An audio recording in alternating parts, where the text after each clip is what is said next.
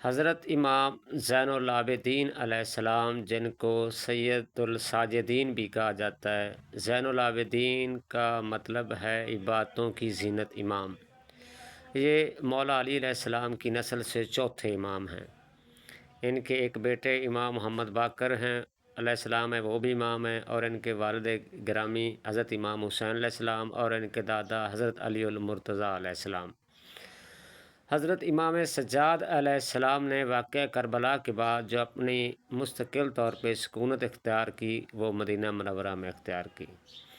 یہاں ریاضت میں اور اللہ کی عبادت میں اپنی باقی کی زندگی انہوں نے گزار دی۔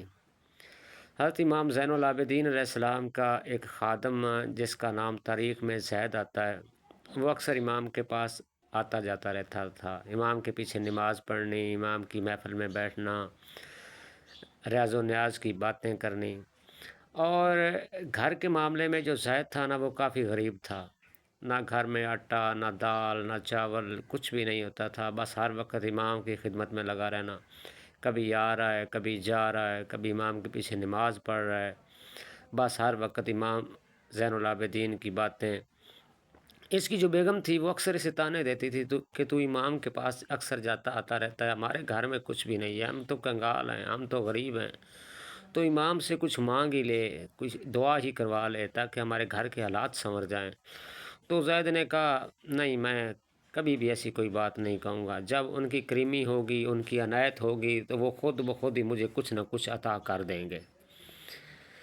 اب زید نے پھر آنا جانا شروع کر دیا۔ ایک دفعہ زید جب امام سے ملاقات کے لیے گیا نا، تو کافی سارے لوگ بیٹھے تھے، تو امام کی جب نظر پڑی نا زید پہ، تو آواز تھی، کہا زید آگے آ جاؤ۔ زید بڑا خوش ہوا کہ امام آج مجھے اپنے پاس بلا رہے ہیں۔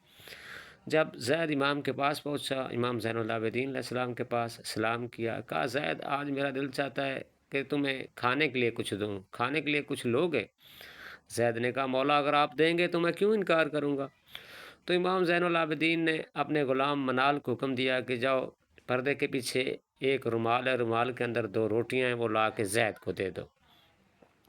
منال گیا، وہ 2 روٹیاں اٹھا کے لے آیا، تو امام نے وہ روٹیاں جو تھیں زید کے ہاتھوں میں تھما دیں۔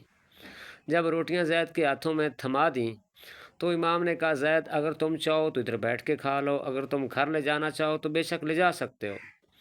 اب زید کے ہاتھوں میں روٹیاں آئیں، جب زید باہر نکلا تو امام کو دعائیں دے رہا تھا، بہت خوش ہو رہا تھا کہ آج امام زین العابدین علیہ السلام نے مجھے کھانے کے لیے کچھ دیا ہے، ایک روٹی میں کھا لوں گا، ایک روٹی میری بیگم کھا لے گی، تو اس طرح گزارا ہو جائے گا، اگلے دن کچھ اور عطا ہو جائے گا۔ ابھی زید مدینے کی گلی میں آ رہا تھا کہ ایک شخص کافی سارا نمک لے کے بیٹھا تھا اور اونچی صدائیں دے رہا تھا کہ ہے کوئی خدا کا بندہ جو ایک روٹی کے بدلے میں سارا نمک لے لے۔ تو زید نے بغیر سوچے سمجھے ایک روٹی اس کو پکڑا دی اور سارا نمک لے کے نا وہ گٹھڑی جو تھی سر پہ رکھ لی۔ خرامہ خرامہ چلتے آ رہا ہے، اب ایک روٹی ہے میں کھاؤں گا یا میری بیوی کھائے گی، یا اگلے چوک میں ایک اور شخص صدا لگا رہا تھا کہ ہے کوئی اللہ کا بندہ جو ایک روٹی کے بدلے یہ ساری مچھلی لے لے مجھ سے۔ زید نے کہا ایک روٹی ہے، نہ تو اس سے میری بیگم کی بھوک مٹے گی نہ میری مٹے گی۔ وہ روٹی بھی اس کو ہی دے دی اور ساری مچھلی لے لی اس سے، وہ بھی گٹھڑی سر پہ رکھ لی۔ جب گھر میں داخل ہوا تو بیوی نے دیکھا کہ زید آج تیرے پاس 2 گٹھڑیاں، کہا یہ دیکھو یہ نمک ہے، یہ مچھلی ہے، تم کھانا تیار کرو، جب تک کھانا تیار ہوگا شام ہو رہی، میں مغرب بین پڑھ کے امام کے پیچھے آ جاؤں گا، اتنی دیر میں کھانا بھی تیار ہو جائے گا۔ زید وضو کرنے لگ گیا، اس کی جو بیوی تھی اس نے چھری اٹھائی اور مچھلی کو کاٹنا شروع کر دیا۔ اس نے جیسے ہی پہلی مچھلی اٹھائی اس کا پیٹ چاک کیا تو اندر سے 2 موتی نکلے۔ بیوی بڑی خوش ہوئی، اس نے کہا مچھلی کے پیٹ کے اندر سے موتی؟ اس نے زید کو دیے، زید یہ موتی دیکھو۔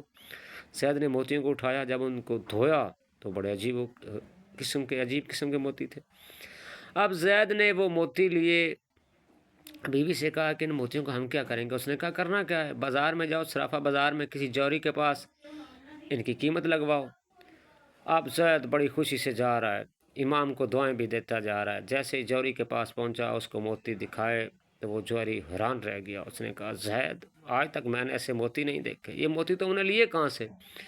اس نے کہا تمہیں نہیں پتہ یہ مجھے سید الساجدین زین العابدین علیہ السلام نے عطا کیے ہیں؟ کہا ہاں ہاں۔ چوری نے کہا ہاں وہ ایسی ہستی ہے وہ دے بھی سکتی ہے۔ تو زید نے کہا اب مدعے پہ آؤ، اس کی قیمت مجھے بتاؤ، اس کی قیمت جو ہے تم مجھ سے کیا لوگے، کیا مجھے دو گے اس کی قیمت؟ تو جوہری نے جب موتیوں کو دیکھا پرکھا پیمانے کے ذریعے تو اس نے کہا زید بات یہ ہے کہ اگر موتیوں کی اصلی قیمت چاہتے ہو تو تم یمن چلے جاؤ، وہاں نگینوں کی منڈی لگتی ہے، تم کو اصلی قیمت وہاں سے مل جائے گی۔ زید نے کہا بھائی میں نہیں جاتا، یمن جانے تم جانو، مجھے بس جو عطا کرو گے میں لے لوں گا۔